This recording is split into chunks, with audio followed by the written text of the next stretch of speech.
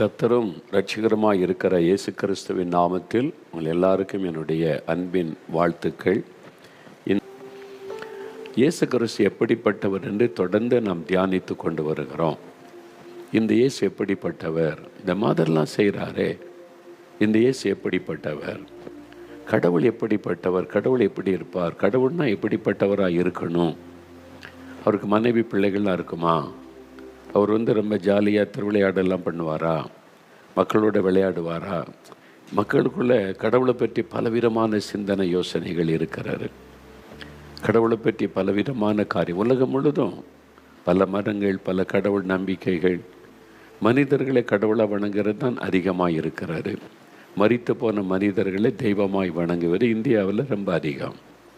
அதே மாதிரி இந்த ஆதிவாசி மக்கள் மத்தியிலேயோ அதே பழக்கம் இருக்கிறது, ஆவிகளை வணங்குவது. அது மாதிரி ஒவ்வொருத்தரும் உலகம் முழுதும் பலவிதமான நம்பிக்கைகள் இருக்கிறது. உண்மையாக கடவுள்னா யார், அவர் எப்படி இருப்பார், அவருடைய சுபாவம் எப்படி இருக்கும், இயேசு கிறிஸ்துவை பற்றி நீங்கள் தெளிவாக அறிந்து கொள்ள ஆரம்பிச்சிங்கன்னா கடவுள் என்கிறவர் இப்படி தான் இருக்கணும்னு சொல்லி உங்களுக்குள்ளே ஒரு எண்ணம் உண்டாகிவிடும். என்று சொன்னால் அவர் மெய்யான ஆண்டவர், மனிதனால் உருவாக்கப்பட்டவர் அல்ல, கற்பனை தெய்வம் அல்ல. மரித்து போன ஒருவரை சரி அப்படி நன்மை செஞ்சார், மறிச்சிட்டாருங்க, அவரை கடவுள் ஆயிட்டாரு, அப்படி அல்ல, மரித்தும் உயிரோடு இருக்கிறவர். நம்ம நாட்டில் என்ன பழக்கம்னா, ஒருத்தர் இறந்துட்டு அவர் கடவுள் ஆகிடுறாரு. ஆனால் உலகத்தில் இருக்கும்போது குடித்து வெறிச்சு துன்மார்க்கமெல்லாம் நடந்திருப்பாங்க. ஆனால் இறந்த பிறகு கடவுள் ஆகிடுறாரு அப்படின்னு சொல்லி ஒரு தவறான நம்பிக்கையை விதைச்சி அவங்களெல்லாம் கடவுளை வணங்குறாங்க. அவங்களுடைய லைஃப்பை நீங்கள் திருப்பி பார்த்தீங்கன்னா சில ரோடியாக இருந்திருப்பாங்க, குத்து வெட்டு அப்படிலாம் பண்ணியிருப்பாங்க. ஆனால் அவர் இறந்த உடனே அவருக்கு கடவுள் ஆக்கிடுவாங்க. அதில் கடவுள் ஆக முடியாது, மனிதனால் ஒரு கடவுளை உருவாக்க முடியாது. கடவுள் தான் நம்மை உருவாக்கி நடத்துகிறவர். அப்போ அந்த கடவுள் யார், அவர் எப்படிப்பட்டவராக இருப்பார், அதை நம்ம அறிந்து கொள்ளணும். இன்றைக்கி இயேசு கிறிஸ்து செய்த அற்புதங்கள், இந்த அற்புதத்தெல்லாம் பார்த்தீங்களா, அதை வச்சே நீங்கள் இந்த கடவுள்னா எப்படி இருப்பார்னு கொஞ்சம் நீங்கள் புரிஞ்சிருப்பீங்க. மனிதர்கள் மேல் அன்புள்ளவர், பாசமுள்ளவர், மனிதர்களுக்கு உதவி செய்கிறவர், மனிதர்களை அடிமைத்தனத்திலிருந்து விடுவிக்கிறவர், மனுஷருடைய துக்கங்களை சந்தோஷமாய் மாற்றுகிறவர், மனிதருடைய கண்ணீரை துடைக்கிறவர், மனிதர்களுக்கு அதிசயங்களை செய்து அவளை மகிழ்விக்கிறவர், இயற்கைக்கு மேற்பட்ட காரியத்தை செய்து மனிதர்களுக்காக தான் தன்னுடைய அந்த மேஜிக்கெல்லாம் காமிப்பது அல்ல, மனிதர்களை, தான் சிருஷ்டித்த மனிதர்களை சந்தோஷப்படுத்த அற்புதம் செய்கிறவர். அதுதான் இயேசு கிறிஸ்து. நம்ம இந்த ப்ராக்டிக்கலாக 2000 வருஷத்துக்கு முன்னால் இயேசு இந்த உலகத்தில் வந்தார், அற்புதம் செய்தார்னா இன்றைக்கு செய்கிறார். என்றைக்கோ நடந்தது அதெல்லாம் எழுதி வச்சுருக்காங்கல்ல, இன்றைக்கு இப்போ ஆண்டவர் அதை செய்கிறார்ல, அது உங்களுக்கு செய்வார்.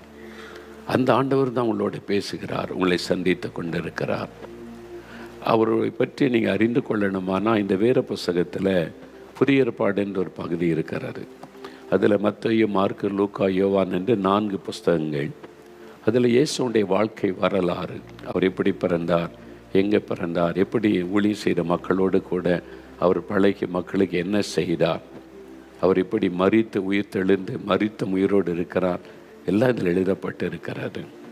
அவர் செய்த அற்புதங்கள் ஏராளம், ஆயிரக்கணக்கான அற்புதங்கள், மக்களுக்கு அவர் செய்த அற்புதங்கள். குருடர்களுக்கு பார்வை கொடுத்தார், செவிடர்களை கேட்க வைத்தார், சப்பானிகளை நடக்க வைத்தார், மரித்தோரை எழும்ப பண்ணினார், வாத வியாதியினால் பாதிக்கப்பட்ட திமிர்வாதக்காரரை குணமாக்கினார்.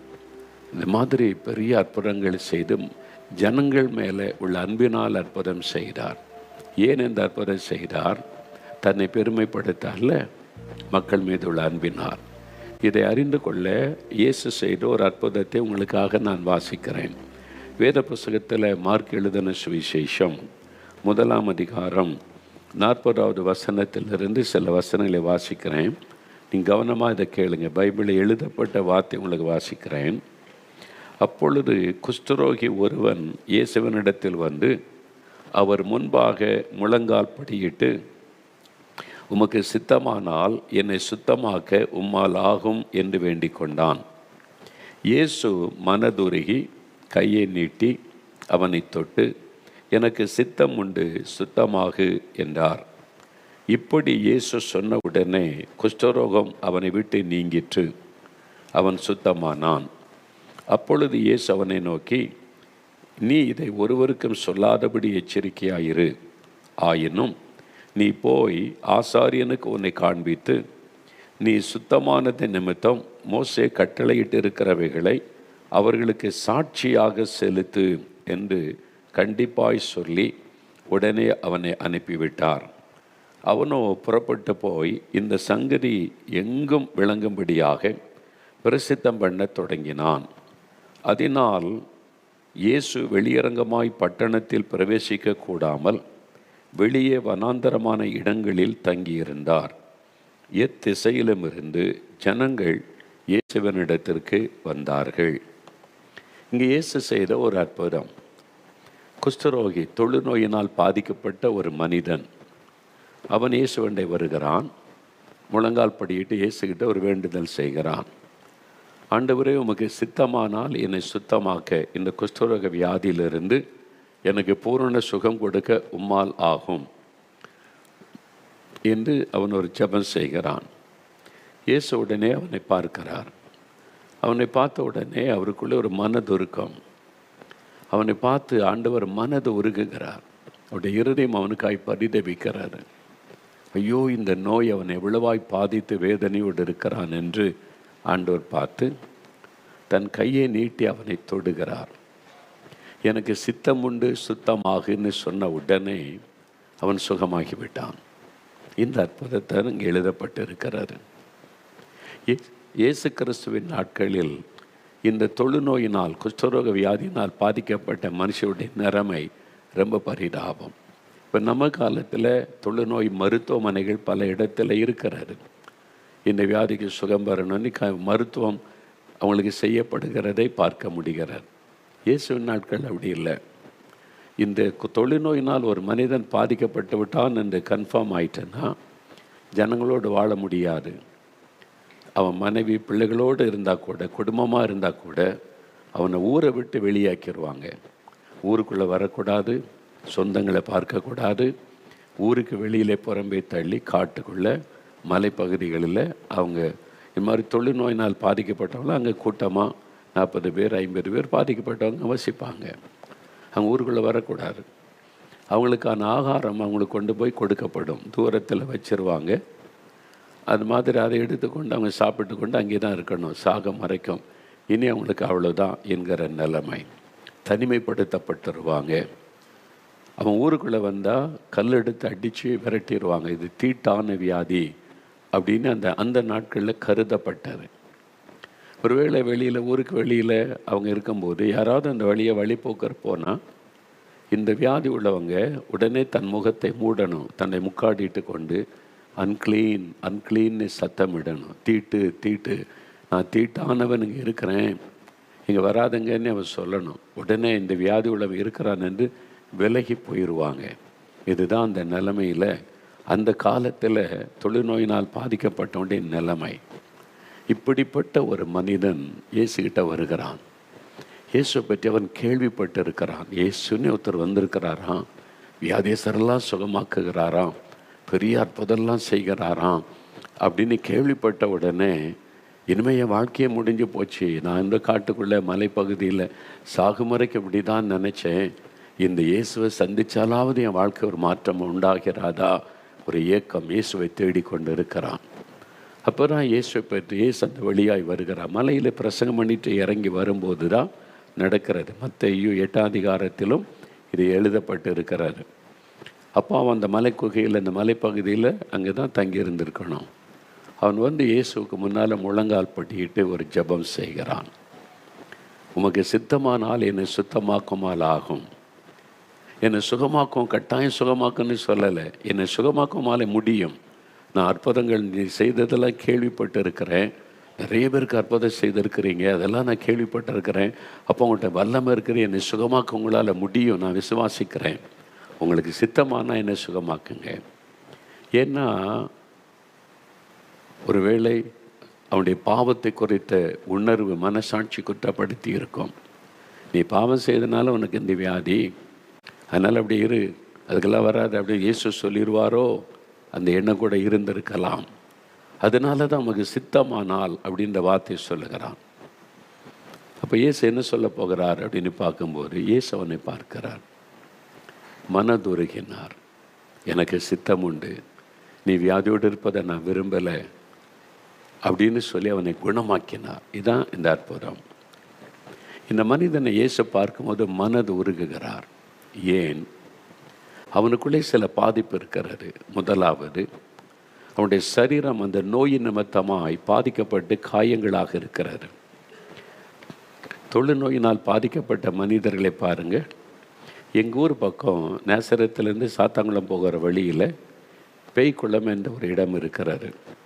அங்கே இந்த தொழுநோய் மருத்துவமனை இருக்கிற அந்த காலத்திலேயே ஒரு நல்ல ஒரு கிறிஸ்தவ டாக்டர் இந்த மக்களுக்கு உதவி செய்யணும் இந்த ஆஸ்பத்திரியை ஆரம்பித்தாங்க. சபை மூலமாக, சிஎஸ்ஐ சபை மூலமாக ஆரம்பிக்கப்பட்டு நடத்தப்படுகிற ஒரு மருத்துவமனை இருக்கிறாரு. நாங்கள் வருஷந்தோறும் அங்குள்ள நோயாளிகளுக்கு புது உடை கிறிஸ்மஸ் டைமில் எடுத்து கொடுத்து கிறிஸ்மஸ் விருந்தெல்லாம் கொடுத்து பார்த்து செபித்து விட்டு வருவது வழக்கம். அநேக வருஷத்துக்கு முன்னால் ஒரு முறை நான் போயிருந்தேன். அங்கே போயிருந்த போது அங்கே உள்ள சில மக்கள் நாங்கள் உணவெல்லாம் கொடுத்த போது சிலரால் அந்த விரல் இல்லை, அவங்களுக்கு இந்த விரலே இல்லை. அந்த வியாதி அரித்து அரித்து அரித்து அந்த நோயினுடைய பாதிப்பு விரல் அவங்களுக்கு இல்லை. வெறும் மொட்டையார் எப்படி அள்ளி சாப்பிட்றதுக்கு விரல் இருக்கணுமே. நான் அவங்கள பார்த்தேன், நேரில் பார்த்தா அங்கே உள்ள டாக்டர்ஸ் என்ன செய்திருக்கிறாங்க, விரல் இல்லாத இந்த கையில் ஒரு ஸ்பூனை வச்சு கட்டி விட்டுறாங்க. அந்த ஸ்பூனை கட்டிடுறாங்க, அதை வச்சு அள்ளி அப்படி சாப்பிட்றாங்க. நம்ம இப்போ விரல் இல்லை, விரலெல்லாம் போய்விட்ட. சிலருக்கு காது இல்லை, அந்த நோய் அரித்து விட்டார். காலில் விரல் இல்லை, அந்த வியாதி அரித்து விட்டார். விரல் இல்லாதனால நமக்கு போல பேலன்ஸாக நடக்க முடியாது. பாதிப்பு. காது இல்லை, மூக்கில் சில பகுதிகள் இல்லை, பார்க்க ரொம்ப வேதனையாக இருக்கும். இந்த மாதிரி நம்ம போல மனுஷங்க தானே, அவங்க பிறக்கும்போது இப்படி தானே இருந்திருப்பாங்க. ஆனால் வியாதி இவ்வளோ பெரிய பாதிப்பை உண்டாக்கிட்டு அவருடைய சரீரத்தில் ஒரு காயம், பாதிப்பு, மனதுக்குள்ளே ஒரு பாதிப்பு இருக்கிறாரு. அவனுடைய உள்ளம் காயப்பட்டு இருக்கிறாரு. ஏன்? சமுதாயம் அவனை புறக்கணித்து விட்டார். சொந்த குடும்பத்தார் புறக்கணிச்சிட்டாங்க.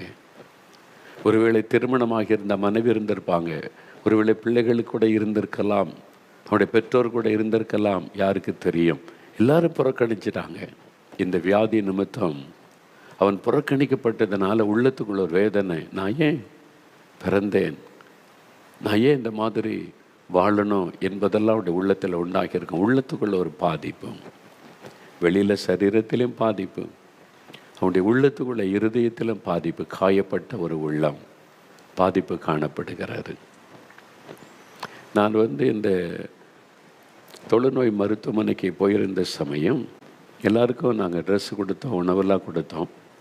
டாக்டர் சொன்னாங்க, சில பேஷண்ட்டால் நடந்துங்க வர முடியல, அவங்க படுக்கையில் இருக்கிறாங்க, அவங்கள நீங்கள் பார்த்து பேச முடியுமான்னு சொன்னாங்க. நான் வருகிறேன்னு சொல்லி உள்ளே போனேன். வரிசையாக அவங்க பெட்டெல்லாம் இருக்கும். அங்கே 2-3 பேரை நான் சந்தித்தேன். நேரில் போய் அவங்களுக்கு ட்ரெஸ் எல்லாம் கொடுத்த போது ரொம்ப சந்தோஷமாய் வாங்கி கொண்டாங்க. அதில் ஒரு சிறு பையன் இருந்தான், ஒரு 10-12 வயசு இருக்கும். அவன் அப்படியே முகத்தை மூடிக்கொண்டு படுத்து கொண்டான். டாக்டர் நாங்கள்லாம் போன உடனே முகத்தை மூடிக்கொண்டு அப்படியே படுத்து கொண்டான். டாக்டர் அன்பாக பேசினேன், தம்பி உன்னை பார்க்குறதுக்கு வந்திருக்காங்க பாரு, உனக்கு ட்ரெஸ் எல்லாம் கொண்டு வந்திருக்கிறாங்க பாருன்னா எழும்பவே இல்லை. பல நம்முடைய நேரம் டாக்டர் அன்பாக பேசி பார்க்குறாங்க, நானும் சொல்லி பார்க்குறேன், முகத்தை கவிழ்ந்து படுத்தவன் திரும்பவே இல்லை. நான் டாக்டர்கிட்ட கேட்டேன், ஏன் இந்த சின்ன தம்பி இப்படி நடந்து கொள்ளுகிறான்? அப்போ அந்த டாக்டர் சொன்னாங்க, சில மாதங்களுக்கு முன்னால் அவனுடைய பெற்றோர் தூர இடத்துலேருந்து அவனை கூட்டிகிட்டு வந்தாங்க. அவனுடைய சரீரத்தில் தோலில் இப்படிலாம் ஒரு காரியம் தோன்றி இருக்குது, இது கொஞ்சம் என்ன வியாதி, தொழுநோய் தானா, நீ செக் பண்ணி சொல்லுங்க. நாங்கள் டாக்டர் பரிசோதித்து சொன்னாங்க, தொழுநோய் தான், சரியாயிரும், சுகமாக்கிடலாம், கொஞ்ச நாள் இங்கே இருக்கணும், நாங்கள் சுகமாகி அவன் நல்லா வீட்டுக்கு வந்துடலாம், அதனால் அங்கே விட்டுட்டு போங்கன்னு சொல்லி. ஆனால் அப்பப்போ பார்க்க வரலாம், குடும்பத்தார் பார்த்து சொந்தங்கள்லாம் வந்துட்டு போவாங்க, பார்க்க வரலாம். அதனால் விட்டுட்டு போங்கன்னு சொல்லி இந்த பையனை விட்டுட்டு போனாங்க. இவனுக்கு மருத்துவம் செய்து கொண்டு இருக்கிறாங்க. அவனுடைய பெற்றோர் போனவர்கள் பல மாதமாகிவிட்டது. ஒரு முறை கூட பார்க்க வரல. அவனை பார்க்க ஒரு முறை கூட வரலை.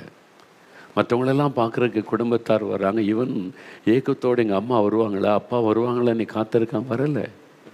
சொந்த பெற்றோர் அவனை மறந்துட்டாங்க. வேண்டாம், இவனுக்கு குஷ்டரோக வியாதி என்று அவனை மறந்துட்டாங்க, ஒதுக்கிட்டாங்க, புறம்பாக்கிட்டாங்க. அது அவனுடைய உள்ளத்தை காயப்படுத்திட்டு, சரீரத்தில் உண்ட காயத்தை விட அவனுடைய இருதயத்தில் ஒரு பெரிய காயம். சொந்த தாய் தகப்பனே வியாதி நிமித்தை வெறுத்துட்டாங்களே, அதனால் மனிதர்களை பார்த்து பேச விருப்பம் இல்லைன்னு சொல்லி அவன் கவிழ்ந்து படுத்து கொண்டான். டாக்டர் வேதனையோடு சொன்னாங்க. இப்படிப்பட்ட மனதில் காயப்பட்டவர்கள் இன்றைக்கு உங்களுடைய வாழ்க்கையில் சரீரத்திலும் காயம், வியாதி, மனதிலும் காயம், புறக்கணிக்கப்பட்ட ஒரு நிலைமை, ஒரு வேதனை. அதோடு நீங்கள் இந்த வார்த்தை கேட்டுக்கொண்டு இருக்கிறீங்களா? உங்களை சந்திக்க தான் இயேசு வந்திருக்கிறார். உங்களை சந்திக்க தான் இன்றைக்கு இயேசு வந்திருக்கிறார். காயப்பட்ட உங்களுடைய வாழ்க்கையில் அந்த காயத்தை மாற்றுவதற்காக ஆண்டவராலே முடியும். உள்ளான காயத்தையும் வெளியில் இருக்கிற காயத்தை மாற்ற இயேசுவால முடியும். நான் இந்த தூத்துக்குடி மாவட்டத்தில் உள்ள ஒரு கிராமத்தில் உள்ள சபைக்கு ஒரு நாள் கூட்டத்தை நடத்த கூப்பிட்டுருந்தாங்க. ஒரு மாலை ஆலயத்தில் கூட்டம்.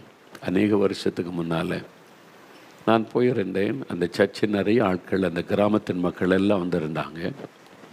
பிரசங்கம் முடிந்தது. அதன் பிறகு ஜனங்கள்லாம் அந்த முழங்கால் படிக்கிட்டாங்க. யாரும் எழுப்பி போகலை, தனியாக செபிக்கணும் அப்படின்னு சொல்லி. இந்த சபை ஊழியர் சொன்னாங்க, ஊர் பெரியவங்க, அந்த சபையில் முக்கியஸ்தரெல்லாம், ஜனங்கள் உங்கள்கிட்ட ஜெபித்து கொள்ள விரும்புகிறாங்க, ஜெபிங்கன்னு சரின்னு சொல்லி நான் ஒவ்வொருவருக்காக ஜெபித்து கொண்டே வந்தேன். சர்ச்சை ஃபுல்லாக முழங்காலில் நின்றாங்க. ஒவ்வொருவருக்காக நான் ஜெபித்து கொண்டே வந்தேன். கடைசியில் ஒரு தூண் மறைவில் ஒரு மனிதர், அந்த தூண் மறைவில் அந்த இருட்டான பகுதியில் ஒளிந்திருக்கிற மாதிரி ஒரு மனிதர் நின்று, ஆனால் என்னுடைய ஜெபத்துக்காக அவர் காத்திருக்கிறார். அவர் தனியாக நின்றார். தனியாக ஒரு அந்த சர்ச்சுக்குள்ளே தூண் மறைவில். நான் எல்லாருக்கும் ஜெபிச்சுட்டு கடைசி அவர்கள் பக்கம் ஜெபிக்க திரும்பும்போது என் கூட வந்த அந்த சபை ஊழியராகட்டும், அந்த சபை பெரியவங்கெல்லாம் ஒதுங்கிட்டாங்க, பின்னால் போயிட்டாங்க. யாரும் என் கூட பக்கத்தில் வரல. அது வரைக்கும் கூடவே வந்தவங்க. எனக்கு ஒரு யோசனை, ஏன் அவங்க எல்லாம் பின்னால் எடுத்து போகிறாங்க அப்படின்னு. நான் அந்த மனிதர் பக்கம் நெருங்கின போது பயங்கரமான ஒரு துர்நாற்றம் வீசினார். ஏன் இந்த மாதிரின்னு சொல்லி கொஞ்சம் நான் கண்ணை ஏறெடுத்து அவரை பார்த்தேன். குஷ்டரோக வியாதியினாலே பாதிக்கப்பட்டு ஒரு துணியினாலே மூடி, முகத்தில் கொஞ்சம் தான் கண்ணு தெரியுது, முகம் கொஞ்சம் தான் தெரியுது. உடம்பெல்லாம் ஒரு அழுக்கான ஒரு வஸ்திரத்தினாலே மூடி முழங்காலில் நிற்கிறார். அப்படியே குஷ்டரோக வியாதி. அவருக்கு மருத்துவம் செய்யலை. அந்த வியாதினால் அப்படியே உடம்பெல்லாம் சில பகுதிகள் அழுகி இருக்கிறது. அதான் துர்நாற்றம். நான் அவரை பார்த்த உடனே இயேசு கிறிஸ்து அந்த தொழுநோயாளியை பார்த்து அவனை பக்கத்தில் போய் தொட்டு அவனை குணமாக்கினார். அப்படிதான் வேதம் சொல்லுகிறார். அந்த இயேசுவின் அன்பு என்னை நெருக்கி ஏவினதுனால நான் அவர் பக்கத்தில் போனேன். நான் பக்கத்தில் போனேன்னு கூச்சமாக ஒதுங்கினார். இல்லை பிரதர், நான் உங்களுக்கு ஜெபிக்கிறேன் அப்படின்னு சொல்லி பக்கத்தில் போனபோது அவர் என்னை பார்த்து சொன்னார், ஐயா, என் சுகத்துக்காக நீங்கள் ஜெபிக்க வேண்டாம் அப்படின்னு சொல்கிறார். என்னுடைய சுகத்துக்காக நீங்கள் ஜெபிக்க வேண்டாம். ஏன் அப்படி சொல்கிறீங்க, ஏன் அப்படி சொல்கிறார் அப்படின்னு ஆச்சரியமாக நான் பார்த்தேன். அவர் சொன்னார், இந்த வியாதி வந்ததுக்கு காரணம் என்னுடைய பாவங்கள். என்னுடைய பாவங்கள். இந்த சர்ச்சுக்கு பக்கத்தில் தான் என் வீடு. நான் குடிச்சிட்டு குடிகாரனாக இருந்து சர்ச்சு நடக்கும்போது முன்னால் சத்தம் போடுவேன். சர்ச்சு நடக்கும்போது முன்னால் சத்தம் போடுவேன். போதகர் சொல்லி பார்த்தார், ஐயா சர்ச்சு நடக்குது, ஐயா கலாட்டா பண்ணாதாங்க, நான் தெருவில் நிற்பேன் அப்படிலாம் பேசுவேன். ஊர் பெரியவங்க சொன்னாங்க, கேட்கல. எங்கள் அம்மா கையெடுத்து சொன்னாங்க, இதெல்லாம் பண்ணாத மகனேன்னு சொல்லி, கேட்கல. என் மனைவி சொன்னா கெஞ்சி நான் கேட்கலை, யாருக்குமே நான் கேட்கலை, செவி கொடுக்கலை. குடிச்சிட்டு துன்மார்க்கனாக இதே தெருவில் அலைந்தேன். மனைவிக்கு துன்பம், பிள்ளைகளுக்கு துக்கம், தாய்க்கு துக்கம், யாருக்கும் கேட்க மாட்டேன். இஷ்டப்படி குடிச்சிட்டு நான் சம்பாதிக்கிறேன், நான் குடிக்கிறேன், திமிரா பேசுவேன், யாருக்கும் அடங்க மாட்டேன். பக்கத்தில் தாங்க வீடு. அவ்வளோ திமிரா அலைஞ்சேன் பாவத்தினால. குடிச்சு வெறிச்சு இந்த வியாதி வந்தது. நான் பாதிக்கப்பட்டேன். இப்போ என் வீட்டுக்குள்ளே கூட என்னை சேர்க்க மாட்டாங்க. எங்கள் வீட்டுக்கு வெளியில் மாடுகள் அடைகிற அந்த மாட்டு கொட்டகை இருக்கிறாரு. அதில் ஒரு பழைய கட்டில் அங்கே தான் என்னுடைய வாழ்க்கை படுத்திருக்கிறேன். என்னை கொண்டு வந்து சாப்பாடெலாம் தந்துடுவாங்க வெளியில். வீட்டுக்குள்ளே நான் போக முடியாது. என் மனைவி, என் பிள்ளைங்கள் ஒருத்தரையும் பக்கத்தில் வர மாட்டாங்க. நான் இப்போ சாவேன்ற மாதிரி தான் அவங்களுடைய எதிர்பார்ப்பெல்லாம். நான் அப்படி தான் அந்த படுக்கையிலேயே என் லைஃப். அப்போ நான் நினச்சேன், பாவத்தெல்லாம் நினச்சி துக்கப்பட்டு நான் இந்த மாதிரி துன்மார்க்க அலைஞ்சேன், பாவம் செய்தேன். அப்படியே மனதுக்குள்ளே ஒரு காயம், பாவத்தினால் உண்டான காயம் அப்படி மனசாட்சி வாதித்தது. நான் இந்த மாதிரி மனைவியை அடித்தேனே, பிள்ளைகளை கொடுமைப்படுத்தினேனே, தாயாரை கூட அவமானப்படுத்தினேனே, யாருக்கும் நான் கீழ்ப்படியாமல் நடந்து எல்லாரையும் வேதனைப்படுத்திட்டேனே, மனசாட்சி வாதித்தது இப்போ உள்ளுக்குள்ளே. அதான் பாவம், குற்ற மனசாட்சி. என் பாவம் மன்னிக்கப்படுமா, என் பாவம் மன்னிக்கப்படுமா அப்படிலாம் நினச்சலாம் நான் ஏக்கத்தோடு இருந்தேன். இன்றைக்கி நீங்கள் பிரசங்கம் பண்ணும்போது சர்ச்சிலேருந்து பண்ண பிரசங்கம் மேலே குழாய் கட்டியிருப்பாங்க, ஊருக்கே கேட்குற மாதிரி. அந்த பிரசங்கத்தை நான் கேட்டுக்கொண்டே இருந்தேன். இயேசு என் பாவத்தை மன்னிப்பார், அவர் பாவங்களை மன்னிக்கிற ஆண்டவர். நீங்கள் பண்ண அந்த செய்தி என்னை தொட்டது, நீங்கள் பேசின அந்த பிரசங்கம் என்னை தொட்டதுனால உங்கள்கிட்ட ஜெபித்து கொள்ளணும்னு நான் வந்தேன். என் வியாதி சுகமாக நீங்கள் ஜெபிக்க வேண்டாம், என் பாவம் மன்னிக்கப்பட ஜெபம் பண்ணுங்க. என் பாவம் மன்னிக்கப்பட ஜெபம் பண்ணுங்க. அவருடைய இருதயம் காயப்பட்டிருந்தது. ஆத்துமாவில் உண்டான பாவத்தினால் உண்டான காயம். நீங்க குடிச்சு மனைவி அடிச்சு வேதனைப்படுத்தி பிள்ளைகளை கண்ணீர் வடிக்க வச்சு எத்தனை பேரை துக்கப்படுத்தி இருக்கிறீங்க. உங்களால் நிம்மதியா தூங்க முடியாது, சமாதானம் இருக்காது, உங்களுடைய மனசாட்சி உங்களை வாதித்து கொண்டு இருக்கிறது இல்லை. என்னால் பாவத்தை விடவும் முடியல, பாவத்தினால பாதிப்பு உண்டா இருக்கிறது, எனக்கு யார் உதவி செய்வாங்க? இயேசு இயேசு இயேசு என்கிற பாவங்களின் இரட்சகர். அவரால் மட்டும்தான் அந்த காயத்தை ஆற்ற முடியும்.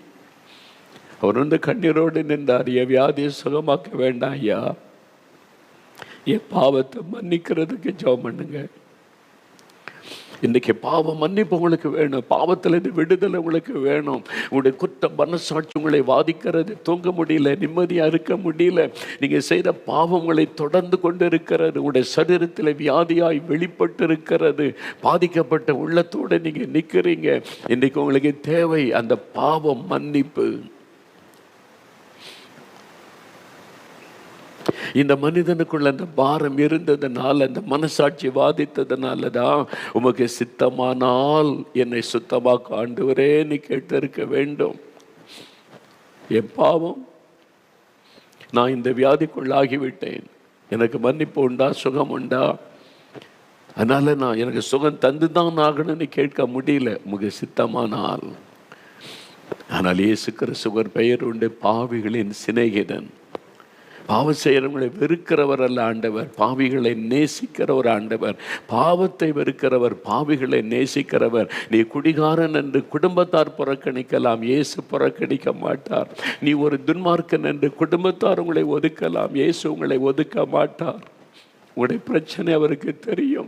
என்னால் இதை விட முடியலையே, இந்த பாவத்தை விட முடியலையே, குடியை விட முடியலையே, இந்த துன்மார்க்கத்தை விட முடியலையே, சூதாட்டத்தை விட முடியலையே, இந்த போதை வஸ்துகளை விட முடியலையே, பாவத்தை விட முடியாமல் தவிக்கிறீங்களா? இயேசுவுக்கு தெரியும். உங்களுக்கு உதவி செய்ய வந்திருக்கிறார். நீங்கள் செய்ய வேண்டியது, நான் பாவி ஆண்டவரே என்னை மன்னியும், இந்த பாவத்தில் எனக்கு ஒரு விடுதலை தாரும்.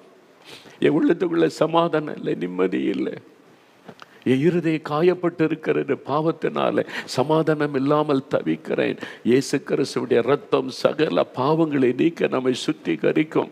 இயேசு கிறிஸ்துவின் ரத்தத்தினால் நமக்கு சமாதானத்தை அவர் உண்டாக்கினார் என்று வேத வசனங்கள் சொல்லுகிறது. என்னுடைய சமாதானத்தை உனக்கு தருகிறேன், வருத்தப்பட்டு பாரம் சுமக்கிறவர்களே எல்லாரும் என்னிடத்தில் வாருங்கள், நான் உங்களுக்கு இளைப்பாறுதல் தருகிறேன். உன்னுடைய காயங்களை மாற்றி இளைப்பாறுதல் சமாதானத்தை நான் தருகிறேன்.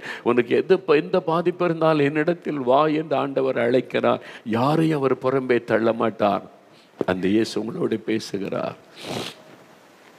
உங்களுடைய பாவத்தின் பாதிப்பு உங்களுக்கு தெரியுதில்லை? நீங்க செய்த பாவத்தினால் உண்டான பாதிப்பு உங்களால உணர முடிகிறது இல்லை. ஆமா, என்னால முடியுது, என்ன பரிகாரம், என்ன செய்யறது, யார் மன்னிப்பாங்க? பணம் கொடுத்த பாவ மன்னிப்பை வாங்க முடியாது. தான தர்மெல்லாம் செய்த பாவ மன்னிப்பை வாங்க முடியாது. பாவத்தை உணர்ந்து மனம் திரும்பினா பாவிகளின் ரட்சகர் இயேசு உங்களை மன்னிக்க ஆயத்தம். அவர் தான் பாவத்துக்கு பரிகாரி. அவர் உங்களை பார்த்து மனதுருகுகிறார். என் மகனே, என் மகளே, நான் உன்னை மன்னிக்க ஆயத்தம், உனக்கு சமாதானம் கொடுக்க ஆயத்தம். இன்னைக்கு ஆண்டவரிடத்தில், இயேசுவே என்னை மன்னியும், என் பாவங்களை மன்னியும் அப்படி கேட்கும்போது அவர் மன்னித்து ஒரு மெய்யான சமாதானம். அவருக்காக ஜெபித்து முடித்த போது அவர் ஒரு பெரிய சந்தோஷம். என் பாவத்தை இயேசு மன்னிச்சுட்டார் என்ற மகிழ்ச்சியோடு அந்த ஆலயத்தை விட்டு அவர் போனார். அதுக்கு தான் இயேசு வந்தார். இதுதான் மனுஷனுடைய மிகப்பெரிய பிரச்சனை. இப்ப ஆண்டவர் பாருங்க, அவன் மேல மனதுருகுகிறார். அவனை பார்த்து மனதுருகுகிறார். மனதுருகி அவன் கிட்ட போய் அவனை தொட்டு குணமாக்குகிறார். வசனம் சொல்லுகிறாரு, தன் கையை நீட்டி அவனை தொட்டு. சீஷர்கள் எல்லாம் ஒருவேளை ஒதுங்கி இருப்பாங்க. நம்ம இயேசுவோட வந்த மக்கள் எல்லாம் ஐயோ தீட்டுள்ளவன் என்று எல்லாம் ஒதுங்கி இருப்பாங்க. இயேசு நினைச்சா தூரத்திலிருந்து அவனை குணமாக்கி இருக்கலாம்.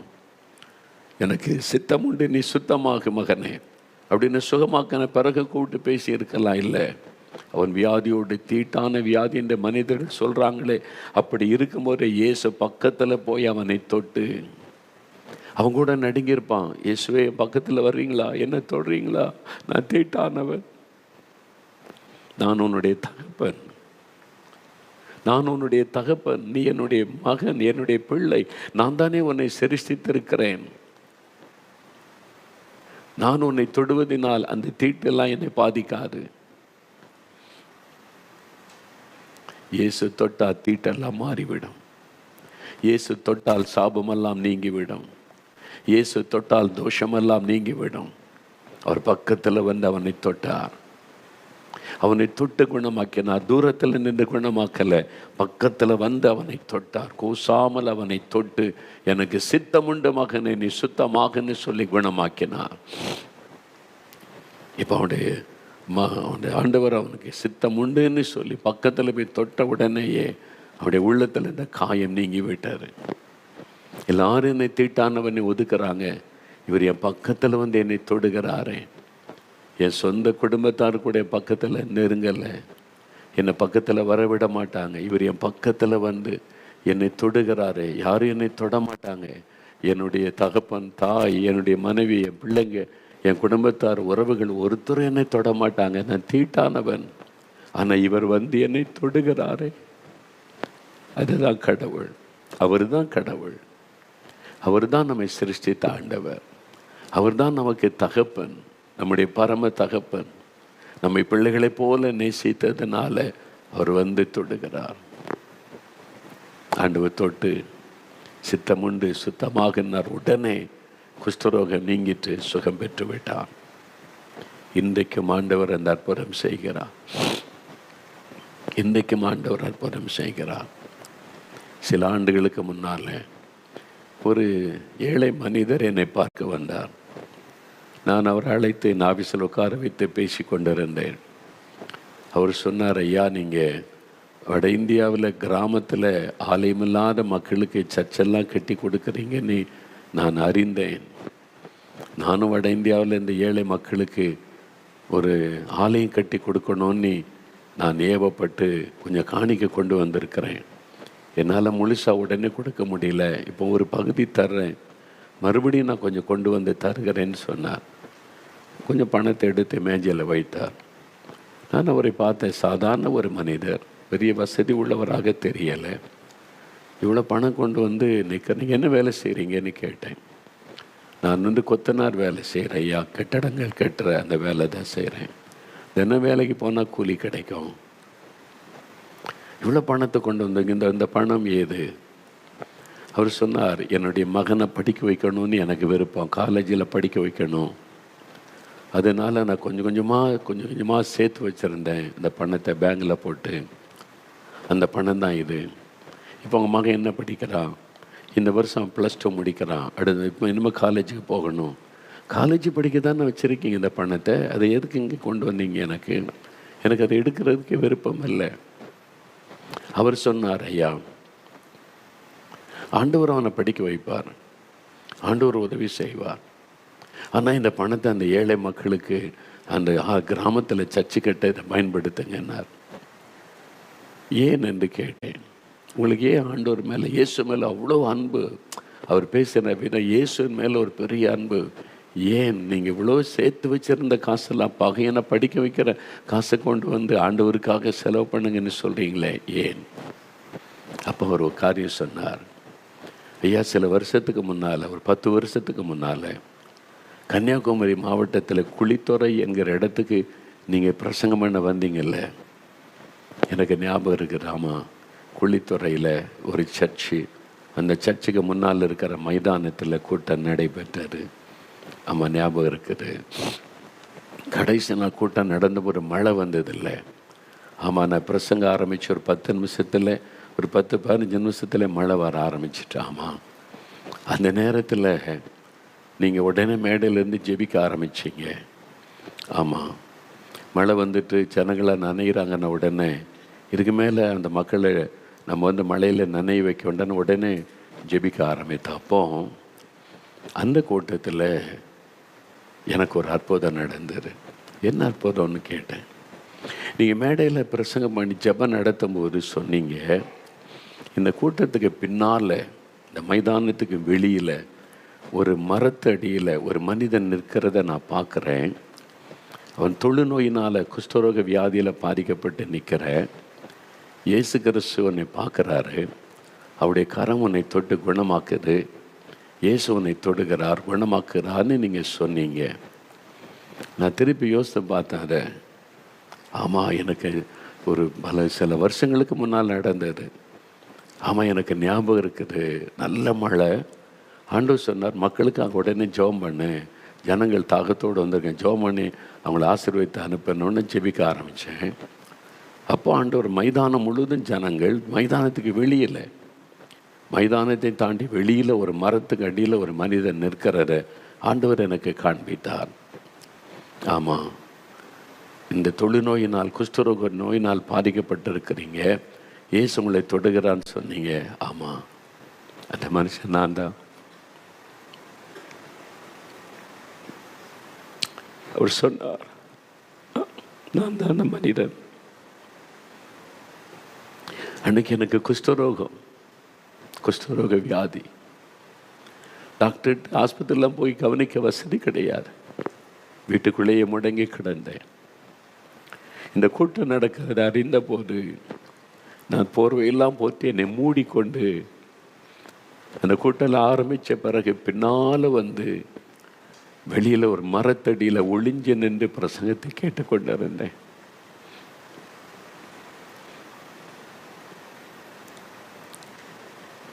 அப்போதான் உங்கள் மூலமாக ஆண்டவர் பேசினார். உங்கள் மூலமாக ஆண்டவர் பேசி என்னை வெளிப்படுத்தி, என்னை பற்றி சொல்லி தொட்டு என்னை குணமாக்கினார். இப்போ பாருங்க, குஷ்டரோக வந்த அடையாளமே இல்லை ஐயா. எனக்கு இந்த வியாதி வந்த அடையாளமே இல்லை. 100க்கு 100 சுகம், நல்ல சுகமாக இருக்கிற ஐயா. இயேசு என்னை குணமாக்கிட்டான். இன்றைக்கி நான் வேலை செய்கிறேன், உழைக்கிறேன், நானே சம்பாதிக்கிறேன். அந்த இயேசு வியாதியே இல்லாமல் என்னை மாற்றி சுகமாக்கி இருக்கிறார்.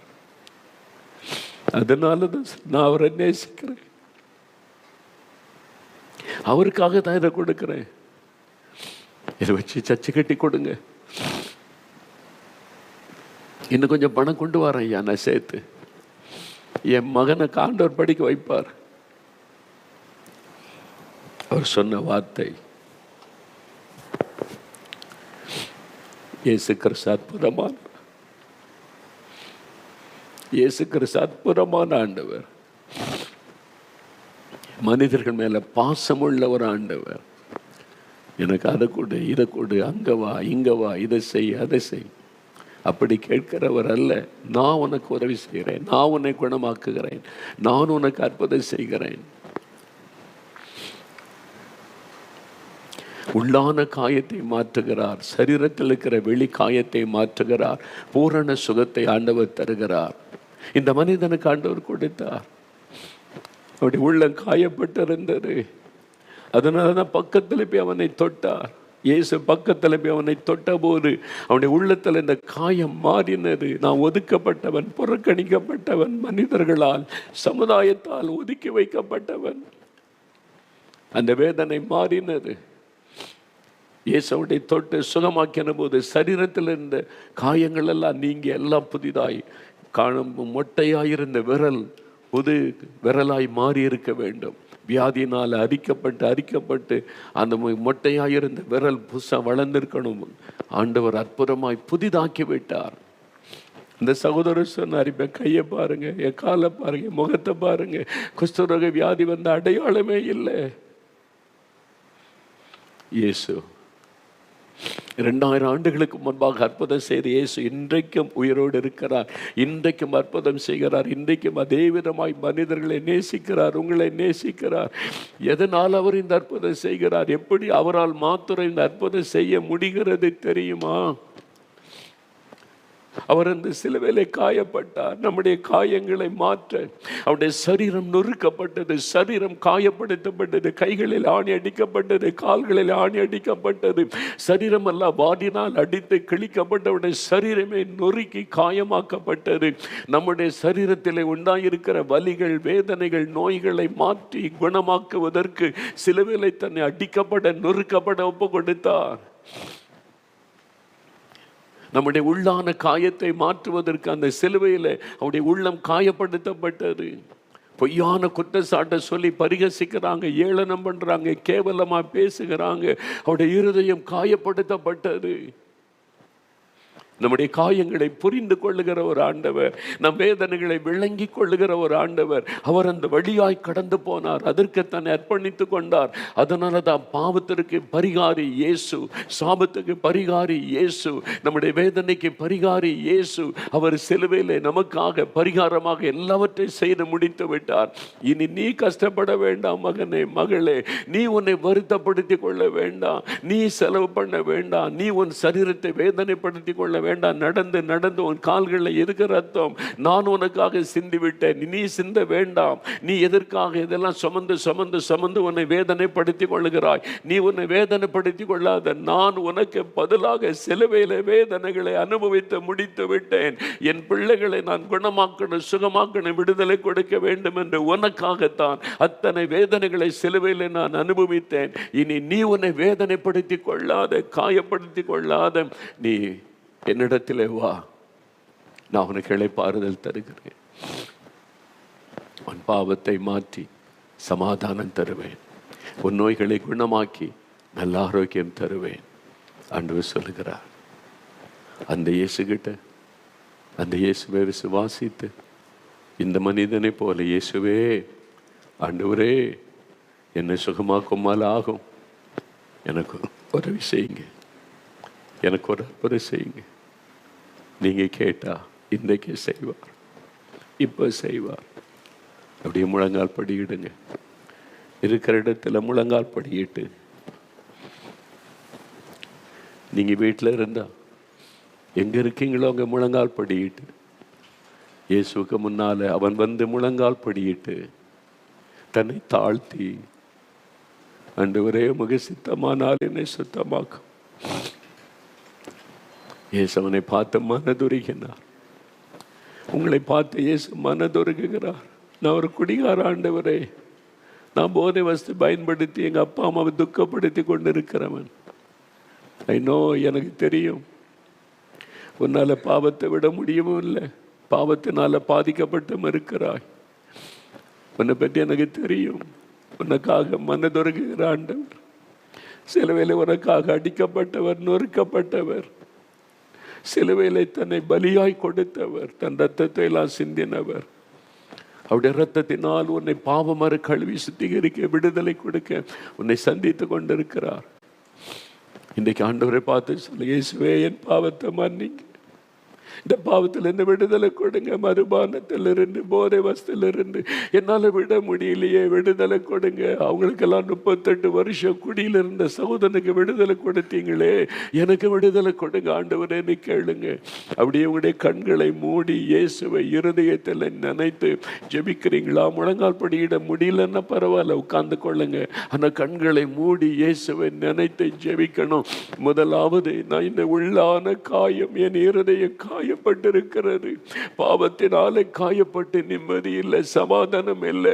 என் மனைவியை அடிச்சு அடிச்சு வேதனைப்படுத்தி கொண்டிருக்கிறேன், எங்க அப்பா அம்மாவை துக்கப்படுத்தி கொண்டிருக்கிறேன், என் பிள்ளைகளை வேதனைப்படுத்துகிறேன், சொந்த தாயை அடிச்சு நான் துக்கப்படுத்துகிறேன். மதுபானம், போதை வஸ்துகள், குடிவெறி, ஐயோ இந்த பாவத்தை விட முடியலையே, விட முடியலையே. இயேசுவே மன்னிங்க, விடுதலை தாங்க. ஜெபிங்க சகோதரனே, ஜெபிங்க. இப்போ ஜெபம் பண்ணுங்க. இயேசுவே மன்னியும், இயேசுவே இறங்கும், இயேசுவே எனக்கு புதிய இருதயம் தாரும், இயேசுவே என் உள்ளத்தில் வாரும், எனக்கு இந்த பாவத்தில் என்ன விடுதலை தாரும், என் பாவங்களை மன்னியும். ஜெபிங்க, ஜெபிங்க ஐயா, ஜெபம் பண்ணுங்க. வாலிப தம்பி ஜெபம் பண்ணு, வாலிப மகளே ஜெபம் பண்ணு. என்னால் விட முடியலையே, இந்த பாவம் என்னை பாதித்து விட்டதே, என் குடும்பத்தையே பாதிக்குது, எல்லாரும் நிம்மதி இல்லாமல் இருக்காங்களே, என்னால் என் குடும்பமே பாதிக்கப்பட்டு போச்சு, தூங்க முடியல, நிம்மதி இல்லை, மனசாட்சி வாதிக்குது. இயேசுவே கூப்பிடுங்க. இயேசுவே எனக்காக மரிச்சீங்களே, என் பாவத்தை சிலுவையில் சுமந்தீங்களே, என்னை மன்னிச்சிருங்க, என் உள்ளத்துல வாங்க, நீங்க இருதயத்தை கழுவுங்க, உங்க ரத்தத்தினால கழுவுங்க, என்னை பரிசுத்தப்படுத்துங்க. ஜெபிங்க சகோதரா, ஜெபிங்க சகோதரி, ஜெபிங்க. எனக்கு அன்பான வாலிப தம்பி, வாலிப மகளே ஜெபம் பண்ணு. இயேசுவே மன்னியும், இயேசுவே என் உள்ளத்திலே வாரும், இயேசுவே என் இருதய கழுவும், இந்த பாவத்தில் இருந்து விடுதலை தாரும். ஜெபம் பண்ணுங்க, ஜெபம் பண்ணுங்க, ஜெபம் பண்ணுங்க. கண்களை மூடி ஒரே ஒரு நிமிடம் ஜெபம் பண்ணுங்க. இயேசுவேன்னு கூப்பிடுங்க. இயேசுவே, இயேசுவே மன்னிச்சிருங்க. அப்பா கண்ணீரோடு ஜெபிக்கிறாங்கப்பா. அநேகர் கண்ணீர் விட்டு அழுகிறாங்கப்பா. என்னால் இந்த பாவத்தை விட முடியலையே, இயேசுவே மன்னிங்க, விடுதலை தாங்கன்னு அழுகிறாங்கப்பா. இந்த பிள்ளைகளுக்கு இறக்க செய்யுங்க, இறக்க செய்யுங்க. மனதுருக்கமுள்ள தேவனே, இவங்களுக்காக நீங்க சிலுவையில மரித்ததை நினைத்தருளுங்க, சிலுவையில காயப்பட்டதை நினைத்தருளுங்க, ரத்தம் சிந்தினதை நினைத்தருளுங்க. இந்த கொடிய பாவத்திலிருந்து விடுதலை கொடுத்துருங்கப்பா. குடி பழக்கத்திலிருந்து விடுதலை கொடுங்கப்பா. இந்த போதை வஸ்துகளிலிருந்து விடுதலை கொடுங்கப்பா. ஐயோ, இந்த போதைக்கு அடிமைப்பட்டு ஊசி வைத்து குத்தி தன் சரீரத்தை காயப்படுத்தி நிற்கிற இந்த வாலிப தம்பிக்கு விடுதலை கொடுங்க ஆண்டவரே. வீட்டுக்கு தெரியாம ரகசியமாய் போதை மருந்துகளை சாப்பிட்டு சரி உள்ளத்திலே பாதிக்கப்பட்டு ஜெபிக்கிற இந்த மகளுக்கு